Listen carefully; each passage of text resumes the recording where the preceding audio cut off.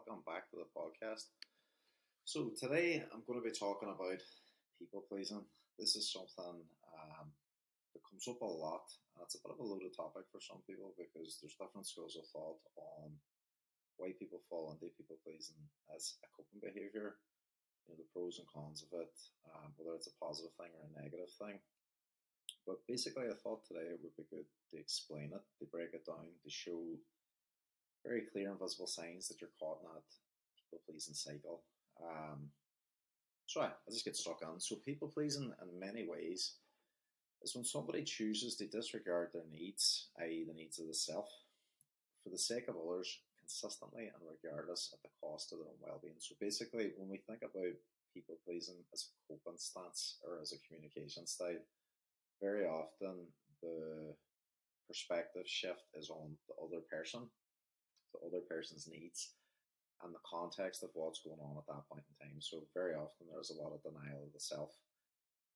Now, this can stem from a place of compassion and goodwill, and very often people that reflexively people please or placate. I'm going to say placate and can't interchangeably as I'm talking about people pleasing. It just basically means that we're putting the other person before ourselves. So very often people pleasers can be very empathetic, they can be very sensitive, they can have massive hearts, they can be very kind, um, very accommodating and massively empathetic, as I said. And that is one of the reasons very often that they'll end up exploited. They can find themselves in very, very heavily one-sided friendships, very heavily one-sided relationships. They may find themselves getting exploited at work, because there's an inability there maybe to communicate needs, to speak up, to use their voice, to be assertive, to set boundaries. And very often that's accompanied with guilt. And I think that's one of the major reasons that keeps people that placate or people please stuck is that feeling of guilt, that feeling of fear that comes up when they try to express themselves, when they communicate a need, or when they try and make a change. They start micromanaging or worrying about the other person, how the other person's going to feel, how they're going to respond. Potentially, that other person having to take ownership or control the situation for themselves and meet their own needs and not at the cost of the other person. And that's the thing, sometimes with people pleasing, we're taking responsibility for the choices of other people, the decisions of other people. We're making ourselves over available, overly accessible, and overextending. And people pleasers typically have a keen feeling for the needs of others. Sometimes I like to look at this in the lens of personality. There are some people who are more community minded, they're more empathetic, they're amazing communicators, they intuitively connect with people, they're able to attune with people much easier than other people. Um, and that's the thing, they'll be able to nearly read that situation and may willingly want to help. It's not always a negative thing that you're only people pleasing because you're afraid to be assertive or you're afraid to set boundaries, or it's also a connection strategy. Like a lot of the time it gets a bad rap because it's this idea of wanting to be liked, wanting to be needed, wanting to be included, wanting to be thought well of. And we are social creatures. We do care what people think as much as we say to people in a cliched way, don't care too much about what people think. But, we're social animals. We do care what people think. And the thing is with people pleasing, part of it as well, it's nearly like wearing a mask because you're not really showing your real thoughts, your real feelings, your real emotions. You're tuning to the needs of others. You're putting their needs before yourself. You're denying the aspect of self, the needs of self, the thoughts, the feelings, your real opinions. And sometimes this can feel like wearing a mask, like being a chameleon, trying to blend into those environments. And also, what you're doing through your behavior is you're conditioning people to recognize that you will always put them before you. That you'll always go above and beyond to make sure that they're accommodated. And there's an element of selflessness within this, and it's that kind of martyr behavior of always seeing the needs of other people. But what that ends up creating is it makes it very difficult for you to get your needs met. It establishes this as a norm, i.e., then it's expected of the people around you. And it also means that there's frustration, there's going to be resentment because you're not able to attend to yourself because you're always attending to the needs of other people first. And when you start having your own stuff going on in your life, which we all do, your own responsibilities, your own things that you need to attend to, they're always then put before other people, or other people's needs is always then put before your own. Or if you might find yourself taking more and more stuff on because you have an inability to express yourself and say no because you're worried about the consequences. Aye, so that's a good way of kind of explaining an aspect of people pleasing as well. So agreeing to something to keep the peace, saying yes when you really want to say no. So it could be through gritted teeth. Um, and that is denying what you know to be true in your heart. Like, I don't have space for this. I'm not able. I'm not available.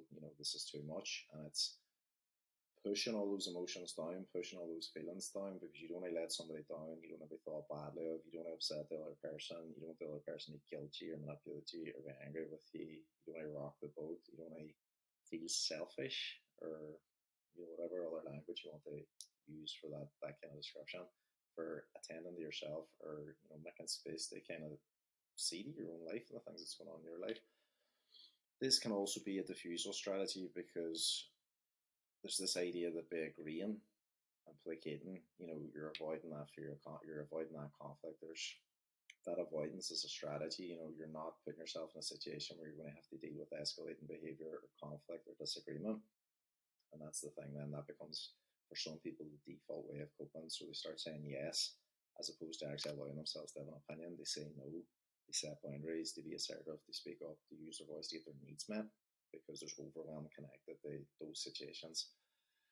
And this is where the people that typically blame or can be very assertive or very direct, can often usually exploit people that often placate because they know that there's less likelihood of them speaking up and challenging them, pushing back. And that's the thing, like when you see people that are falling in that trap of chronically people pleasing, they're not able to get their needs met. They're pushing a lot of their feelings down.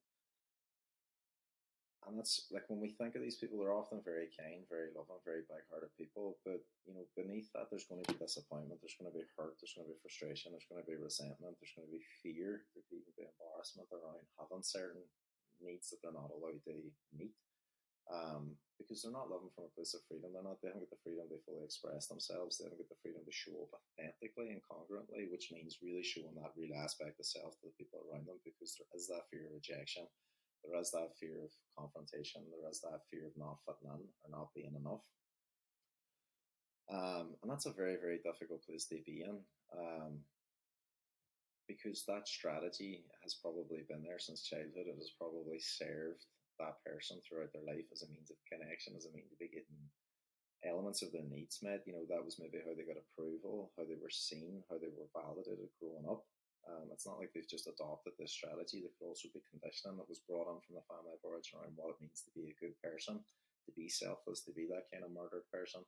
That can also feed into, when we start looking at gender, that idea of being the good girl or the good boy or the example for your siblings, or as I said there about getting your strokes, getting those aspects of praise and validation through maybe overextending or overperforming, whether it's academically in your work or socially, whatever it is. But that then becomes a template for how that person attempts to show up in the world. And it can be very, very hard to break that cycle when you don't realize that that's part of the barrier to you getting what you truly want.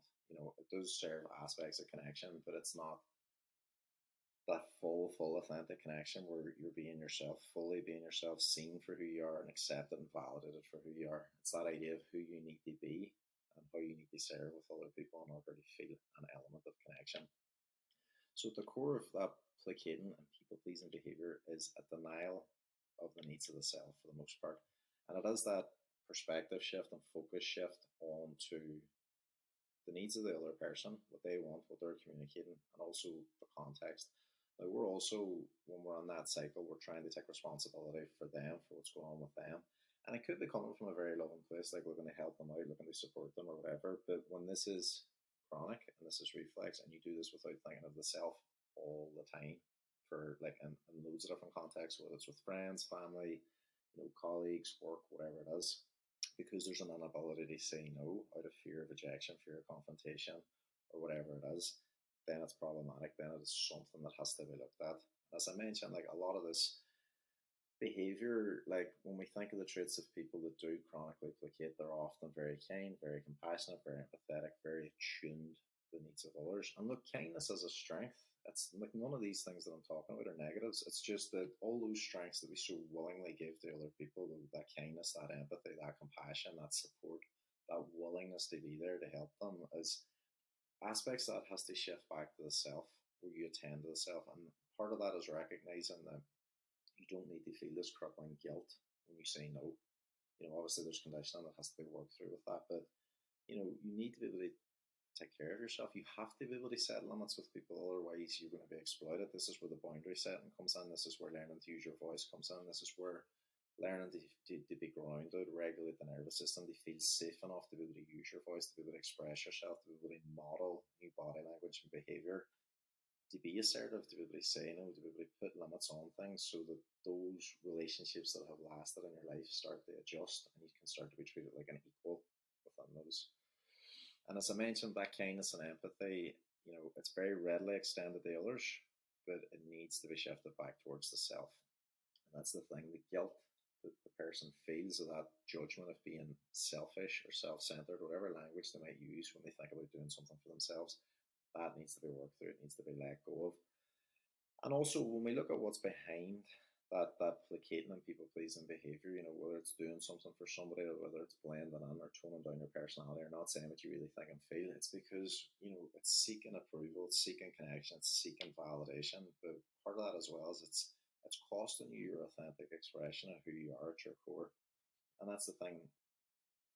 Part of the work then is about you learning to validate yourself. And that comes down to even things like, when we talk about what we really think and feel and using our voice and that, when we think about somebody that's struggling with their self-esteem, and a lot of people that are in that placating and people-pleasing cycle are struggling with low self-esteem, low self-worth.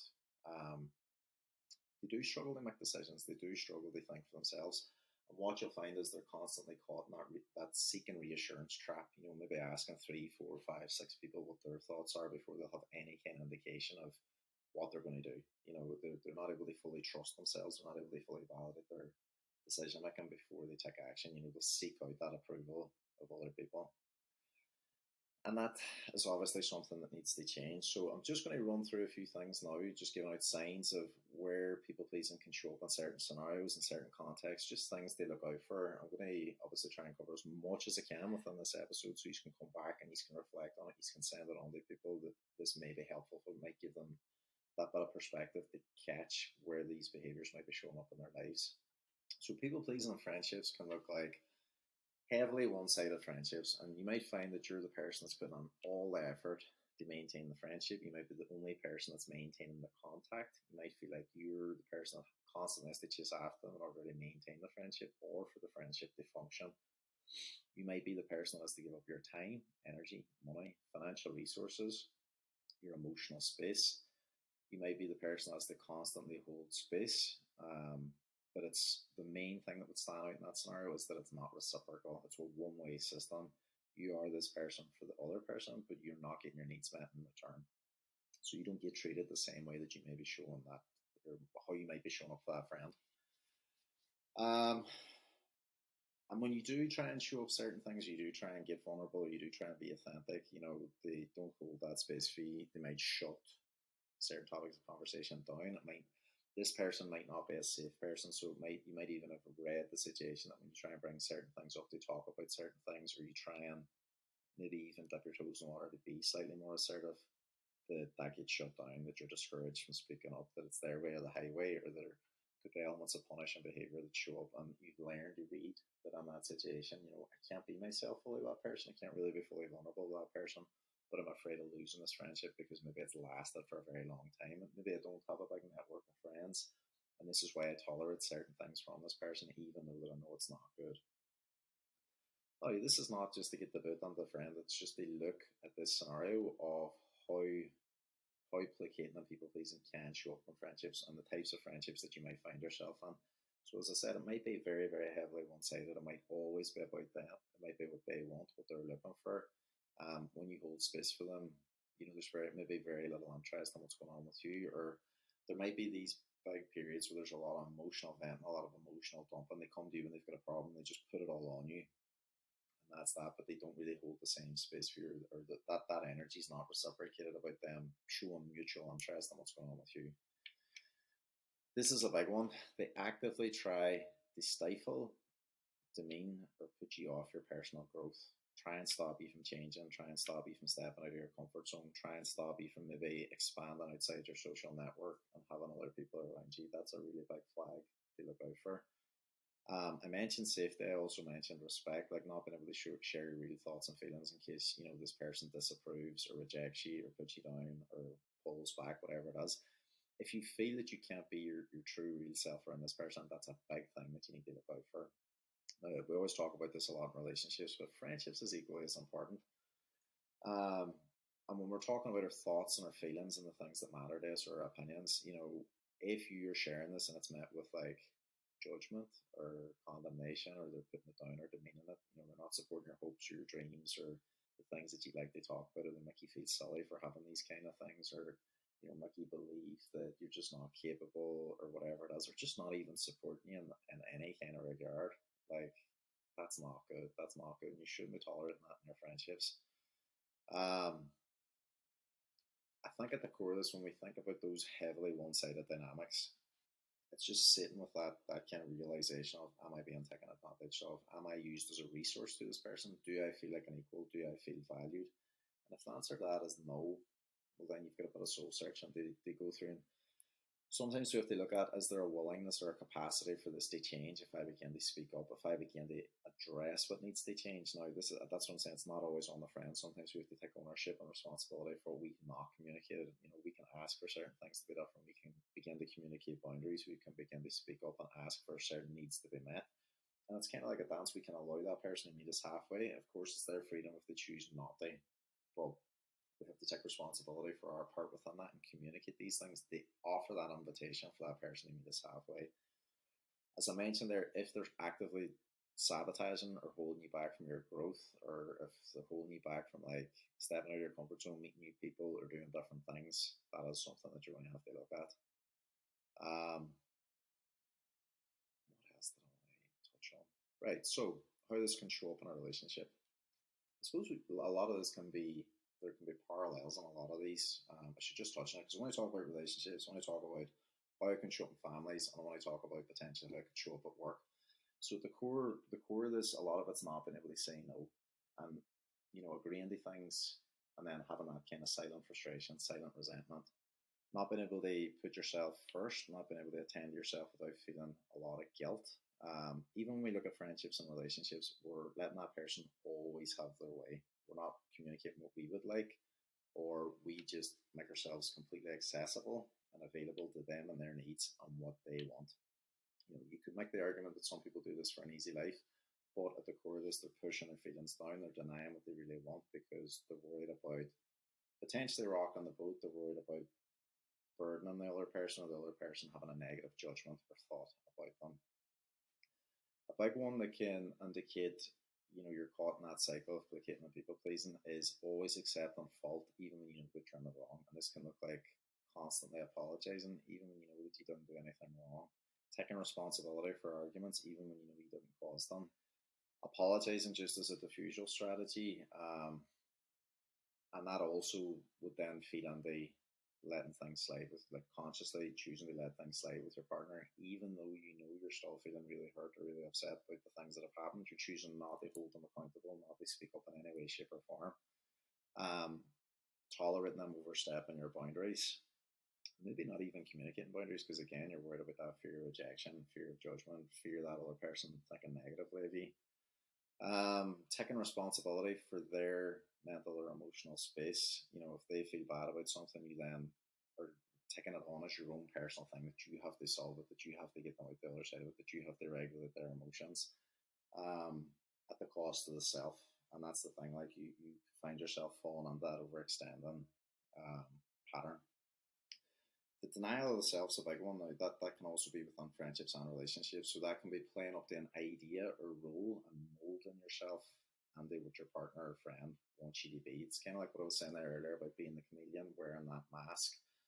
Doing this, underneath this is that need to be accepted, wanted, valued, appreciated, you know, connected in that relationship, but it's not coming from an authentic place. You're hiding those true aspects of yourself. You're playing a role and you're trying to mold yourself more into what they want or what they would expect in order to have that sense of approval, that sense of validation. Um, like avoiding conflict at all costs through placating is the big one that you need to recognize. Like, so that's burying your feelings, not speaking up, not holding the person accountable, apologizing just reflexively even when you know that you're not wrong. just doing whatever you can just to diffuse, deflect, and keep that person happy.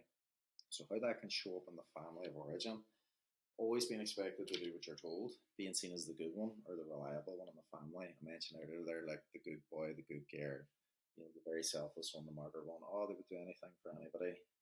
You could have been the example. Maybe you were one of the older siblings. You might have been the example to the younger ones. You could have grew up in an environment where there might have been a lot of conflict in the home. Um, that placating cycle may have shown up then as a diffusal strategy to try and help people, to be useful, to de-escalate things. There's a lot of ways that people adapt these strategies in order to help them navigate and survive the family of origin. Um, in adult life, this can become really tricky because sometimes people still fall into that old unconscious role when they go back into the family of origin. This can happen coming up into the holiday season as well when people go back home. And I think sometimes parents, and it's not a judgment on parents, but even families, wider families, want you to treat them as an exception, when it comes to your boundaries and your personal space. Sometimes families can demand your time, your energy, your money, your resources. They might expect you to be a certain way, live a certain way at the cost of the self. And sometimes it might be coming from a loving place and it is their input.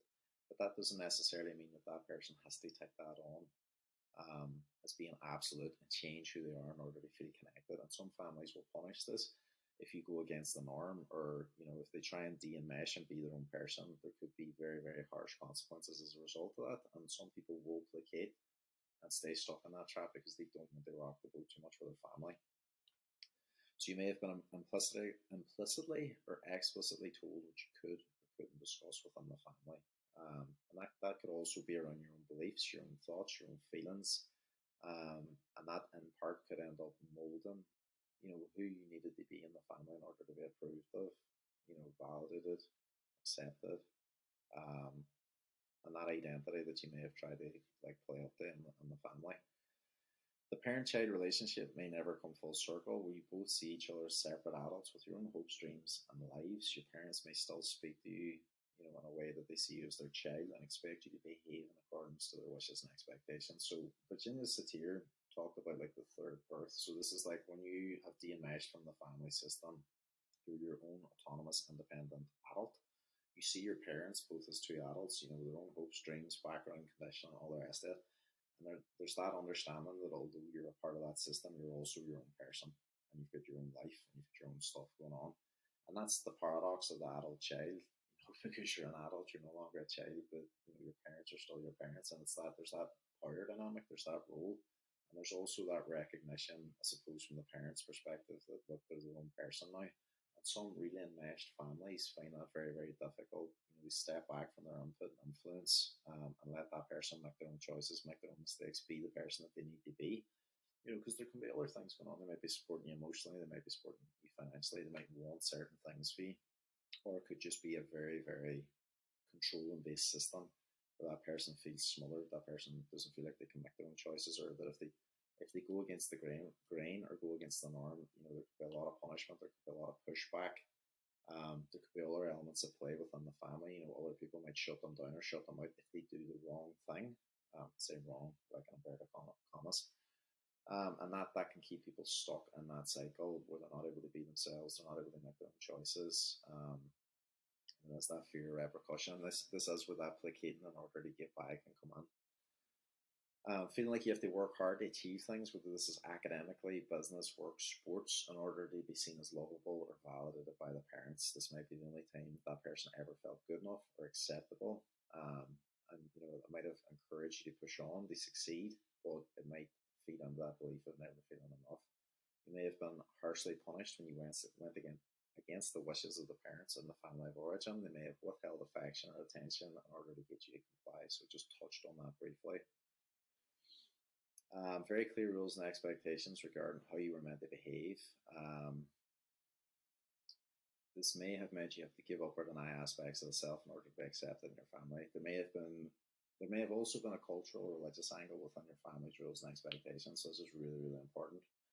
In different backgrounds, when people are from different cultures, there's a religious element as well. We're also factoring in cultural influence, we're factoring in guilt, we're factoring in shame, we're factoring in potentially gender roles and different things.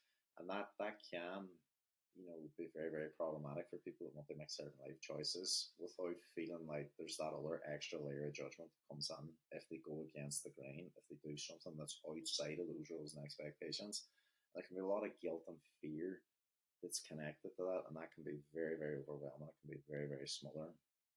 Um, and as I mentioned, when that person begins unpacking their condition and starts to look at how these rules and expectations and conditioning has kept them contained, kept them small, stopped them from doing certain things. The dance in and around the boundary setting is still very much the same. The people historically that you've got the most amount of history with will be your family, because that's the first system that you grew up in. They're the people that know you the most, are the people that have been there and been through the most with you. So they have an idea of who they see you as and your place within that system. So as an adult, when you begin to de-enmesh and you begin to communicate needs and speak up and maybe express yourself in a certain way, especially when it comes to establishing boundaries, there's going to be pushback. There has to be pushback because you're creating an element of change within that system, right? And the norm is going to shift because there's now an unknown quantity. You're now doing something differently from what you've always done within that system. And everybody's roles begins to shift because everybody's trying to establish where the line is, what the new norm is going to be. So that person then has to go, might have to deal with anger, they might have to deal with being guilted, they might have to deal with other people's reactions. Other people might reject them, they might reject their boundaries, they might try and violate their boundaries. And this is the thing, just because you've communicated a boundary doesn't mean everybody's going to get on board with it, but it is up to you to stand over it. It is up to you to establish that there's going to be consequences for that. That might mean taking yourself out of the system, spending less time with the person, whatever it is. But at the core of that, if the boundary isn't stood over, if the boundary doesn't become accepted or that person pulls back, if you cave on that boundary, then the old norms reestablish because they have no incentive to change. And when it's family, it's hard. And I'm not saying that in any way, shape, or form there needs to be these big walls within boundaries. But even soft boundaries in the beginning can be difficult because you might love your family, you might really love the people that are in your family, but that doesn't mean that certain boundaries don't need to be in place. Whether it's around time, energy, resources, certain things, it's about having those healthy parameters and limits around certain things so everybody feels safe and respected within that system. But that's not always straightforward, and in certain family dynamics, it can be absolutely horrendous what people have to go through. So it's important to remember your family is your first template. It's kind of like your blueprint for relationships in many ways. You get exposed to a lot of behavior. You only get the one inherited template. So what you've seen growing up, how you've seen conflict play out, how you've seen affection being communicated, how you've seen praise, how you've seen discipline, how you've seen conflict, all those things unconsciously you were exposed to growing up. Then there's a lot of rules, there's a lot of conditioning, whether this is communicated directly or indirectly. There's so many things that you inherit as a part of the family of origin, like even how loss is dealt with, grief is dealt with, illness is dealt with, scandals, secrets, all those things are all inherited initially within the family of origin. And when we start to look at people pleasing as an extension of that, we start to look at, well, how did that person begin to model that behavior? There could have been a parent within the family of origin, and that might have been their strategy growing up, whether it's the mother or the father, whoever it is. That may have been the behavior that they seen as, the most consistent behavior, those traits or those elements of personality even that I spoke about, that might feel the most natural for them to do. And, within that, they may not have ever had healthy boundaries modeled within the family of origin, or, there could have been maybe a very tyrannical person within the family, a chronic blamer, maybe somebody, or maybe it's a bit of a bully. It could be overly aggressive, shutting down conversations, and might not have been safe, you know, to have boundaries or to speak up or to be a certain way. And there might have been consequences as a result of that. So it's important to recognize, like, when we look at people pleasing, sometimes we have to soften under why that person might be placating, and recognizing that that could have been a lifelong uh, pattern or behavior for a reason. Or even professionally, I mentioned there earlier, like toning yourself down, denying how you really think and feel, holding your real personality back, overextending, going above and beyond for people, saying yes even when you don't have space. That could also be just tolerating bullshit and disrespect from people, allowing people to take credit for your work, allowing people to be disrespectful to you. It could be not putting limits on your time, not putting limits on your energy, not putting limits on your resource, having no work life balance. With work, that can put people under chronic stress because they're just taking more and more on because they don't have the ability or they don't feel resourced enough to speak up and say no. Is there anything else I wanted to touch on that? Again, all that fear of confrontation, that would be an element where there's parallels on that. So, like, not saying no to a boss, not saying no to, somebody that's taking advantage of you because you're afraid of, the escalation of that or how that could go. Um, is there anything else? Change is also a big one. So with placating as well, especially within work, if the person's really struggling with their self-esteem or struggling with their confidence, they might recognize they're on a very unhappy role, but they might not have that self worth, that self belief, that self trust to be able to think, right, I could maybe adapt or grow if I was in a different environment or if I was in a different role. They might hold themselves back, not put themselves forward for new roles or new opportunities or whatever it is, because again, the fear of change, that fear of the unknown, that lack of self trust stops them from being able to think, right, I could maybe thrive in this new environment. And it's that the devil that you know over the devil that you don't. So as much as this might be a bit shit, there's an element of predictability to this, and I can hold on to that. And again, within that, when we talk about even within work, that fear of making decisions, that fear of getting things wrong, worrying so much about what other people might think or feel about them is what keeps them contained in that problem and that cycle of behavior, because they're terrified that they're going to be seen as stupid or as a bad person or as incompetent, or if they make a mistake that it's the worst thing that's ever going to happen. And the thing is, they're probably going to be 10 times more harsher towards themselves than anybody else's feedback ever would, because we all make mistakes. We all have to make mistakes in order to grow. But the thing about this is, when you learn to kind of validate yourself, when you learn to have those boundaries, when you learn to communicate and work on your self esteem and your self worth, you start to have healthier communication habits. You start to become more mindful of your body language. You start to become more assertive. All this can change, but the link between placating and self-esteem, it can't be overlooked. There's many things that can affect self-esteem, but the core, what am I trying to say? That expression of communication, why a person communicates the way they communicate, not only just from the family of origin, but how that links back to the sense of self, can't be overlooked. Because different people will grow up in a household but adopt very, very different strategies. People could grow up in the same household, but they could be chronic blamers. That's a slightly different communication stance. They might have similar things going on. They might have different issues with their self-esteem, but at the core of what keeps that person duplicating stuck is that lack of trust in themselves, is that lack of confidence. They haven't built up that resource to be able to say no, to put themselves first, because there's guilt, there's fear, there's shame, there's all these different things that are feeding into that, and it just keeps them contained, keeps them playing small. The guilt element of it, the thing that I see the most when I'm working on this, is the guilt's not even really appropriate. It's not even really proportionate. When we look at the conditioning, we look at, well, what is it you believe that you're doing wrong? It's just this very harsh judgment that by attending to the self, by taking care of yourself, you're somehow a selfish person, or that you should have put that other person first because X, Y, and Z, or they've overly empathized with the needs of the other person to the point where they've just made complete logical sense that I can afford to put my needs at the back of the queue. But this just extends on to more and more people, more and more situations. And the thing is, they never ever really come back full circle. They attend them to themselves. And I think that's important because, as much as placating and people pleasing is a connection strategy, it's not effective in the way that they think it is. When you're accepted for who you are at your core, there is no mask. You're not playing a role. That person sees the truest expression of who you are at your core. They know what you really think. They know what you really feel. There's an easiness that comes with that because I know that person's being their authentic self. I know that they're showing me what they really think and feel. There is that rapport, there is that safety, there is that respect, and there is that trust. So I can feel comfortable to be myself around that person. But also, it takes a level of confidence to be able to do that. And also, within those relationships and within those friendships, then I know what to expect of this person. I know then that there's certain things that are appropriate, there's certain things that aren't. I know that there's certain limits on that person's time. I value them, I appreciate them, I accept them for who they are, and they do the same for me.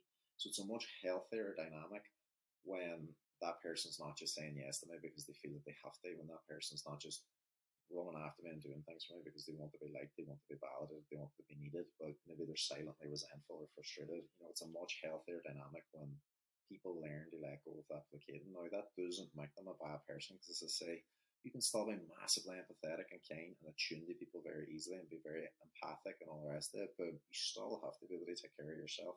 That shift in perspective to actually recognizing that you're a person of like high self worth, of value that needs to be taken care of, and that it's not selfish in order to do that. It's a form of self love. It's a form of self care, and it brings a lot more harmony and balance into your life and into your relationships when you do this. Whew, kind of ranting a wee bit there. So, as I said, like when we look at it as a safety behavior in order to avoid being hurt, humiliated, rejected, ridiculed, or thought of in a negative way, we can understand why it takes root. Part of the problem within this as well is when you don't have limits and when you don't have boundaries in certain things, whether it's your time, your money, your resources, your energy, you will eventually attract on people that will exploit that. And sometimes some of the kindest people that I've had the privilege of working with, they've been in some of the most toxic relationships for that reason, because they were exploited by people that were able to intimidate them, control them, they played on their good nature, they played on their kind heart, and that lack of self esteem and that lack of self worth, that got affected more and more and more by them being in such a toxic container and around people like that. And the thing is, sometimes when we go back into the family of origin and we start to look at some of the behaviour that they were exposed to, we can see that there was maybe those cycles of abusive behaviour, or there was chronic blame, or that strategy of tolerating certain disrespectful behaviour may have been there. And it's not to say if you placate or people please, you're always going to end up in a toxic relationship. That's not what I'm saying. But what I'm saying is, when there hasn't been healthy boundaries modelled, or that person hasn't been able to build up their sense of self or their self-esteem or their whatever self-worth, when they are then coupled with somebody that behaves in a very, very toxic way, they can feel very, very powerless to be able to get out of that situation, not just from a safety perspective, but also because of how they see themselves as a result of being with this person. And any kind of confrontation, any kind of decision that they have to take in order to exit that or to make a change can just feel terrifying. It can be massively anxiety provoking. It can just feel like the end of the world for them. And that's the thing, like at the core of this, how we then can transform this for future scenarios is by building up that sense of self-esteem, building up that confidence, building up that self-worth, looking at the communication, looking at the conditioning, looking at the roadblocks that was bringing up the guilt and the fear and the shame and all the judgment around taking care of yourself, and sorting that out for the long term. And not basing worth and your sense of self on another person's approval, on another person's thoughts or feelings or judgments, that you've learned to accept and validate yourself for who you are at your core.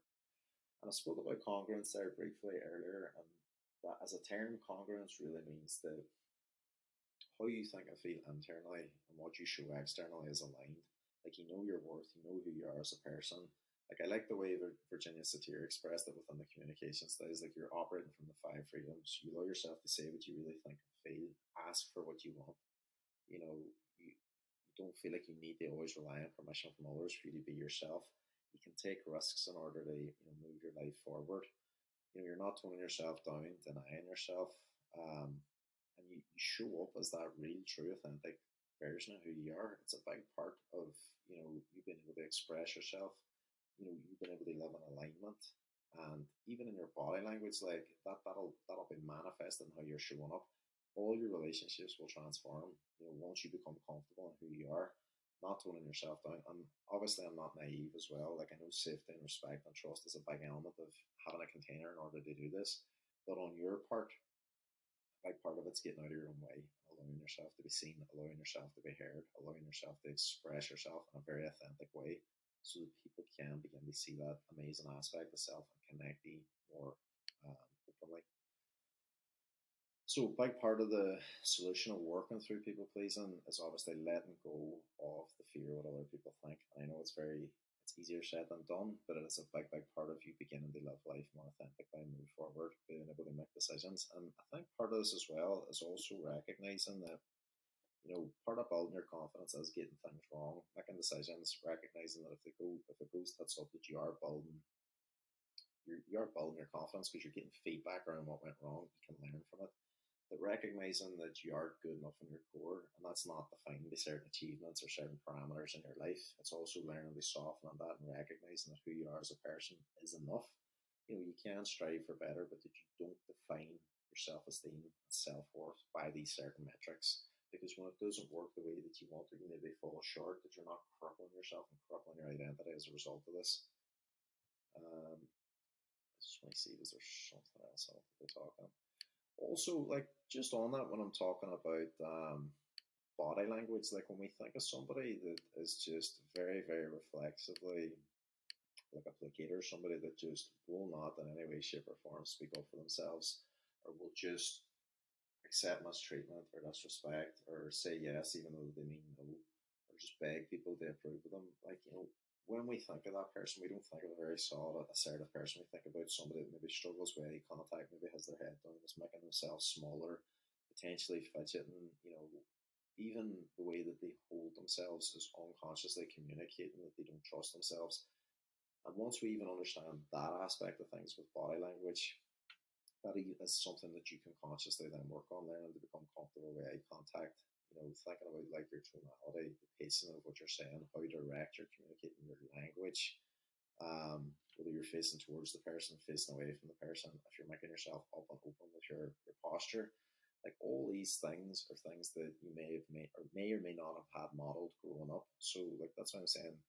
If you're caught in this cycle, you need to recognize there's a lot of stuff that can be improved, like massively. You didn't know what you didn't know, but at this stage in your life, you know that you can create change. There's a lot of resources out there. There's a lot of ways that you can create that change. And even I remember when I got taught about this at the beginning, and a family therapy approach, when we were demonstrating placating, it was being on your hands and knees and like begging the person, like, "Oh, just please forgive me. I'm sorry. Just I'll do whatever you need me to do. It's okay. Of course I'll do that." And it's nearly like you're just begging for that acceptance. You're just begging for that approval. You're just begging for that connection. But when we look at that, like that's not something as caricatured as it is. It's not something that you're readily going to connect with. It's not something that you're going to immediately respect. Or if that person was trying to be assertive, it's not going to resonate. And when you think about that in your other personal relationships and your dynamics, if you don't trust in yourself and you don't trust in what you're saying, and you don't have that confidence in and around like your body language, all your non-verbal body language is also is going to communicate that lack of assertiveness, that lack of trust, that lack of confidence, and that is part of what needs to change too when you're going forward. So just thought that would be relevant to share there as well, because I don't think it gets talked enough. I don't think it gets talked enough online as well. So just to kind of recap and reiterate, how this can look as a behavior: apologizing when you're not at fault, pleading looks, whining, begging the other person, feeling completely dependent on other people's approval and validation, being excessively nice, an inability to put yourself first, feeling like you're nothing without certain people in your life, taking on other people's problems and trying to regulate their emotions, taking responsibility for their stuff, constantly accepting fault and blame, even when it has nothing to do with you, doing anything and everything for people, overextending, and just recognizing that within that, your needs is always coming last, just denying what you need at the cost of everybody else around you. So the feelings that's being pushed down is hurt, sadness, anxiety, resentment, anger, frustration, disappointment, sometimes despair, little to zero confidence and trust in yourself, low self-worth, no ability to feel like you can cope on your own or make decisions for yourself. So that constant reassurance seeking behavior that I was talking about earlier. Now, you could go way down the rabbit hole in this, and we could start to look at like attachment dynamics and anxious attachment. We could start looking at a whole load of other things where there's parallels and where these might overlap. But just talking about placating it today as like a communication stance and a behavior, I just thought it would be helpful to kind of dive on that without expanding wider into the other elements of things and how that can tie into it. But as I mentioned, like there's a lot of strengths within the people that have found themselves in that cycle of communication. They're very compassionate, empathetic, have massive hearts, usually very kind, very loving, very sensitive, very empathic, can be very, very highly attuned to people. Often they can be amazing communicators too. This is the irony within that. But it's that ability to be assertive, that ability to stand up for themselves, to communicate their boundaries, to recognize their self worth. You know, it's the antithesis of upsetting another person or another person thinking badly of them that keeps them contained. You know, they could be very soft natured, respectful, very thoughtful, very mannerly and considerate, like overly considerate of the needs of other people, often to their detriment. But the problem is with this, the more you deny what you really think and feel, the more you push down your needs, the more you allow yourself to get frustrated and overwhelmed. Like it's going to create chronic stress, it's going to create burnout, it's going to create a whole load of stuff that's going to show up in your body. You know, and it wouldn't be that far fetched for people that are struggling in that cycle. They also be struggling with anxiety, trying to control situations, trying to control outcomes, worrying what other people think and feel, and taking responsibility for that. And when you're thinking about this as a behavior, the way I used to like to explain this to people, if we think about like a pie chart, kind of like a peace sign or like a Mercedes sign, I don't know what way the Mercedes sign is, but it's got the three sections. So we think of the self, the context, and the other person. With placating, all you're really thinking about is the context of what's going on and the needs of the other person. That aspect of self is completely denied. And when we're moving more towards congruence, we think about ourselves. We think about, do I have space for this? How am I really thinking and feeling? Pardon me, do I want to do this for this person? The context of what's going on, you know, and the thoughts, feelings, and needs of the other person, what way they're approaching it. It's a much healthier way of beginning to move past that cycle. Um, Also within people pleasing, what I wanted to touch on there, because I know this is a bit of a long episode. One of the major things that holds people back, and I think I talked a bit about this when I was on about boundaries, is that worrying about the other person's reaction when they begin to speak up, when they begin to be assertive. You know, if you haven't had certain templates modeled or certain behavior modeled for you, is like what they do when somebody maybe gets angry or starts to guilt trip me or starts to tell me that I'm selfish or pokes at these vulnerabilities or says these things about who I am, that they don't go into that guilt spiral, that don't go into that anxiety spiral of trying to make everything all right, because they do care. They might care about these people that they're setting boundaries with. And part of that is recognizing that as much as you might love these people and as much as you might care about them, you also have to take care of yourself. There has to be limits around certain things so that you can attend to yourself. You know, it's not thinking that the whole world revolves around you or your boundaries. That's not it at all. But that you allow yourself to park the guilt and park all the judgment and park all the fear and anxiety that comes with allowing yourself to take care of yourself. And obviously, when you think of the people that you're intimately connected with, whether it's your friends, your family, you know, your colleagues, or work, when you go through that adjustment, they, you know, the old norm, they may not be getting their needs met as freely.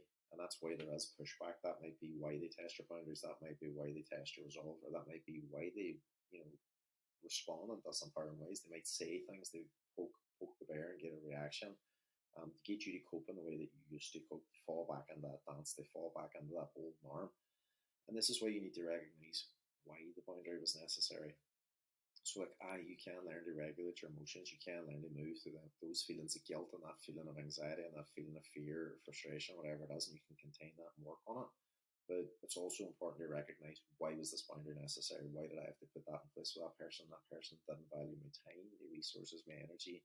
You know, they were on the phone for hours and hours and hours, or it was all about them, or whatever it was. It's about recognizing that it's not about what that person thinks and feels, and I can be respectful of them having to adapt to this, whilst also simultaneously holding space for realizing why this boundary was necessary. I can have compassion for them as they're trying to adjust to this, while also not completely caving and folding on why I need to have this boundary in place. And if we both love and respect each other, as we should do, there will be an understanding of why this is necessary. And as much as that person might respond well at the beginning, the hope is that they will learn to accept and understand that this is necessary for us to continue on as equals. And I just thought that was important to put on there, because it's not always just one and done. You know, communicating my boundaries and this is that's going to be smooth, especially with family, especially with like long term friendships and colleagues and stuff. That norm that's been in place, that dance that's been there for such a long time, it can be a bit challenging. It can be a bit challenging when you start to reintroduce something new into that dance. You know, people fall back into the old steps to try and pull you back into that old way of being, because it's consistent, because it's predictable, and because there's an element of them still getting their needs met. And this is the thing. You're basically embodying your energy. You're starting to let go of the mask. You're starting to let go of that idea of I need to deny what I think and feel. I need to always put other people first, and they're not used to this new version or this more congruent version of who you are. And there's a feeling out process, and it's important that you're gentle with yourself, also compassionate with them, but that you allow yourself to stand over this boundary, to recognize it doesn't make you a bad person. It's not this arbitrary judgment that you're suddenly a bad person now because you've said no, and who you've said no to, but that you realize that this is a work in progress. That you will both continue to grow and evolve and connect through this new change in the relationship. It's rooted in you both being equals. So hope that's helpful. If there's any questions at all whatsoever on that topic, please DM me. I love working with this. I've had massive success working with breaking people pleasing cycles, building boundaries, building confidence, building self esteem. It's my bread and butter. I absolutely love that work. I find it highly, highly rewarding and highly transformative, especially for the clients that I get to work with. Um, I'm also going to be launching my couples program. That's going to be launching within the next week or so. It's going to be focusing on connection, building connection, improving communication and intimacy within relationships. I am mega, mega excited to be launching this. I've put so much into this, and it's also going to be live. There's going to be a live element to this as well, so I'm going to be able to engage with people that are signing up. And I am massively, massively looking forward to it. It's going to be amazing. If you've any thoughts or if there's anything that you want to share or if you've any questions at all, as usual, you can get me on social media. You can get me on Instagram. You can get me on my website. I just want to say thanks very much for listening. And I'll catch you on the next one.